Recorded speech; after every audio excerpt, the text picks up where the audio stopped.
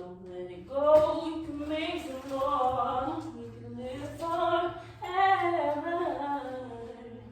Hello doctors, how are y'all doing today? To those who are new to my channel, my name is Maya. Welcome. To those who know me, welcome back. I am a medical student at the Latin American School of Medicine in Havana, Cuba, and I make videos about student life in Cuba for you guys. In today's video, as you can see from the title, I will be telling you guys telling you how to apply to university in Cuba for those who are interested, for those who may want to study medicine or some other health science, health related subject in Cuba.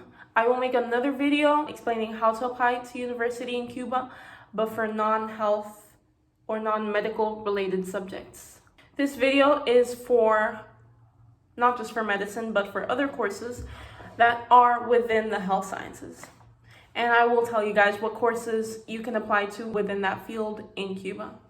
The first and most important thing you should do, if you can, is communicate with the Cuban embassy in your country, if there is one. That's why I say if you can, because there are countries that don't have a Cuban embassy. But if yours does, you should always be in communication with the Cuban embassy in your country and let them know that you are interested in completing your tertiary education in Cuba. This is usually the easiest option because the Cuban embassy can guide you and facilitate the application process for you.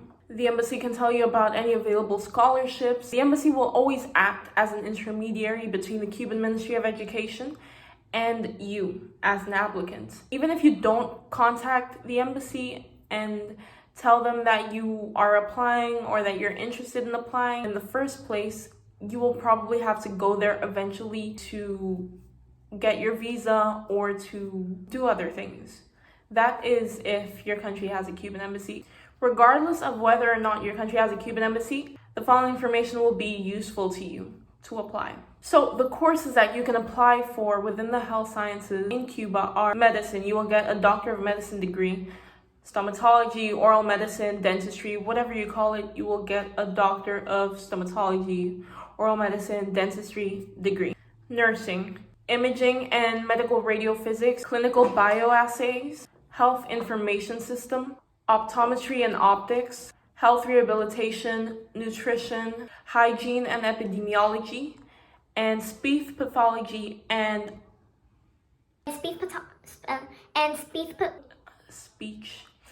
speech pathology and audiology. All of these, except medicine and stomatology, are bachelor degree courses. And all but medicine lasts 5 years, excluding the preparatory year, which could last between 6 months and a year. Medicine lasts 6 years. All of these courses are taught in Spanish. So if you do not know fluent Spanish, you will have to take a Spanish preparatory course. It could last between 20 to 40 weeks. That is 4 to 5 months to almost a year, maybe 10 months. If you are fluent in Spanish, you have the right to take a Spanish proficiency exam. If you're not on a scholarship, you will have to pay a fee. I think it's a $100 fee to take the Spanish test.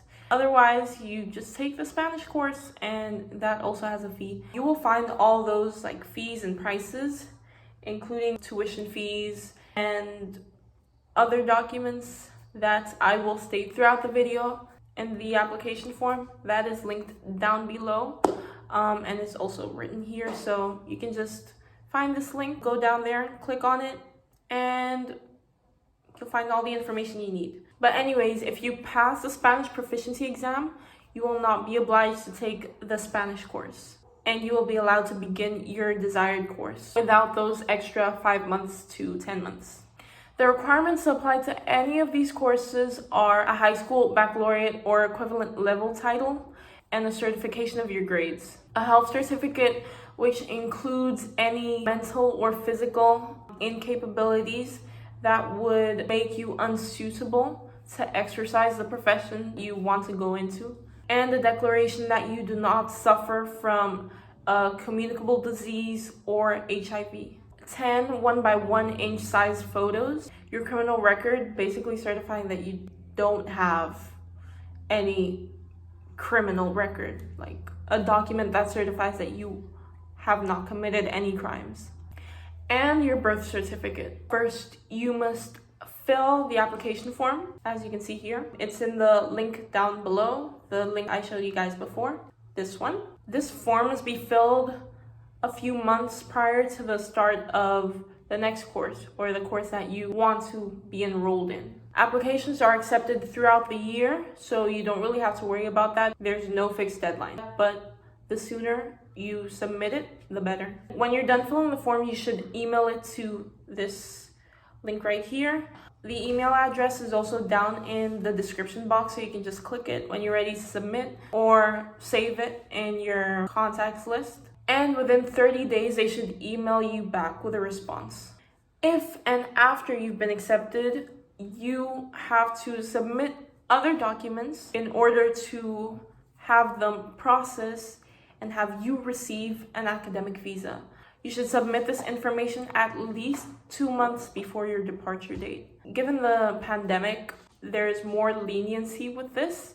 So as long as they have some sufficient amount of time to process it, maybe 2 weeks or so, you can submit this information. Depends on when you submitted your application, for what course start date they're accepting you to, and when your departure date is.